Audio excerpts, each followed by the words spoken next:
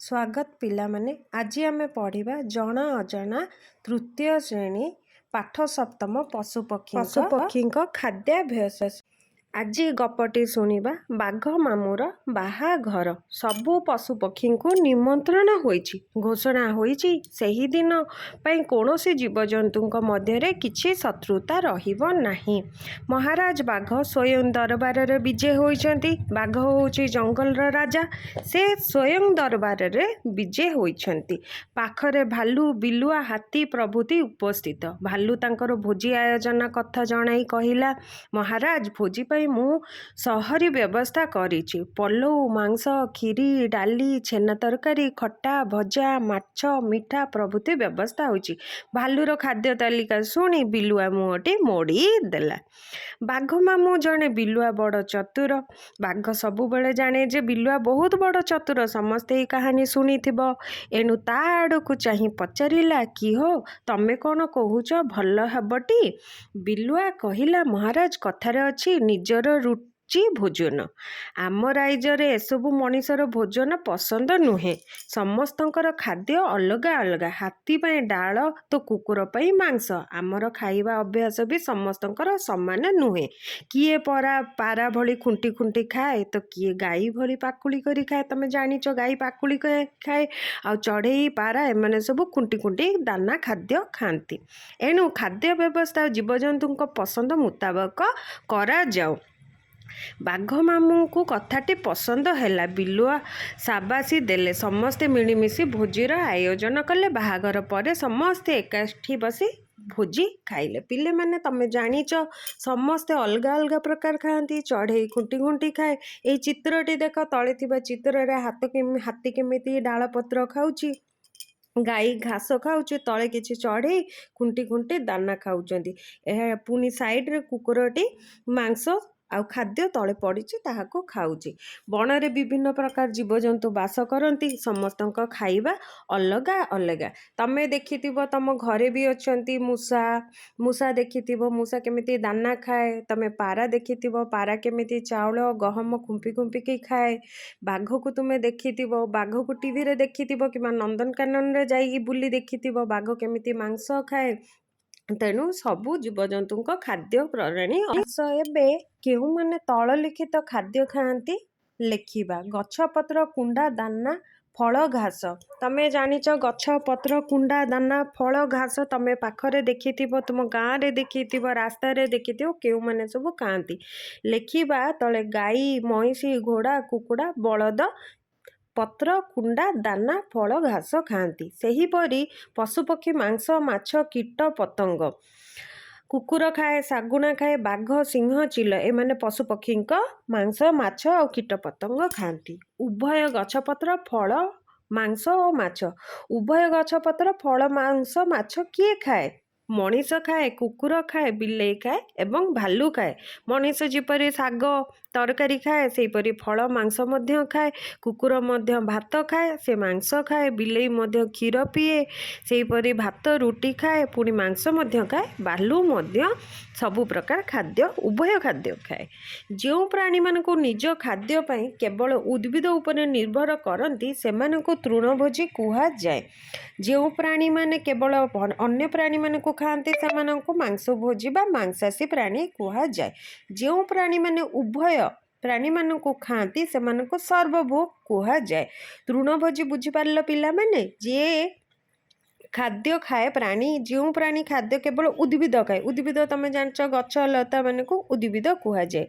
आ जो प्राणी माने केवल अन्य प्राणी को जेपरि बाघ खाए, मूषा हरिण एमान को खाए, हेपरि सेमानंको मांस भोजी प्राणी कुहा जाए। आ जो प्राणी माने उभय उद्भिद प्राणी मानक खाते सेमानंको सर्वभोग कुहा जाए। जेपरि कुकुर बिलेई एमाने उभय प्राणी एवं गछपत्र को खाती। तल सारणी पूरण कर लेखाई। एपटे देख प्राणीर नाम लेखाई। गाई बलद खाए सेमानकर खाद्य घास पाଳ कुंडा तोराणी।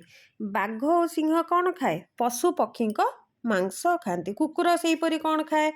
ମାଂସ ଖାଏ, ମାଛ ଖାଏ, ଭାତ ଖାଏ, ରୁଟି ଖାଏ, ସେ ତ ସର୍ବଭୁକ୍ ପ୍ରାଣୀ। ସାପ କ'ଣ ଖାଏ? ତମେ ଦେଖିଥିବ ବେଙ୍ଗ ଖାଏ, ମୂଷା ଖାଏ। ମୂଷା କ'ଣ ଖାଏ? ଘରେ ଥିବା ପିଲାମାନେ ତମେ ଦେଖିଥିବ ଘରେ ଶସ୍ୟ ଥାଏ, ଧାନ ଚାଉଳ ଥାଏ, ତାକୁ ମୂଷା ଖାଇଦିଏ। ହାତୀ ଘୋଡ଼ା କ'ଣ ଖାଏ? ଘାସ ଖାଏ, ପତ୍ର ଖାଏ। ବଗ କ'ଣ ଖାଏ? ମାଛ ଖାଏ ଆଉ କୀଟ ପତଙ୍ଗ ଖାଏ। ପାରା କ'ଣ ଖାଏ? ତମେ ଦେଖିଥିବ ଗାଁରେ ସବୁ ଧାନ ଶୁଖା ହୋଇଥାଏ, ସେଥିରେ ପାରା ବସିକି ଖାଇଦିଏ, ଗହମ ଖାଇଦିଏ। କୁକୁଡ଼ା କ'ଣ ଖାଏ? କୁକୁଡ଼ା ଖାଏ ଧାନ ଚାଉଳ। ଶୁଆ କ'ଣ ଖାଏ? ଫଳ, ମୂଳ ଓ ଲଙ୍କା ଖାଏ। ଏଇ ସାରଣୀରୁ ଆମେ ଜାଣିପାରିଲେ ଯେ ପ୍ରାଣୀର ନାମ ଆଉ ସେମାନେ କ'ଣ କ'ଣ ଖାଆନ୍ତି।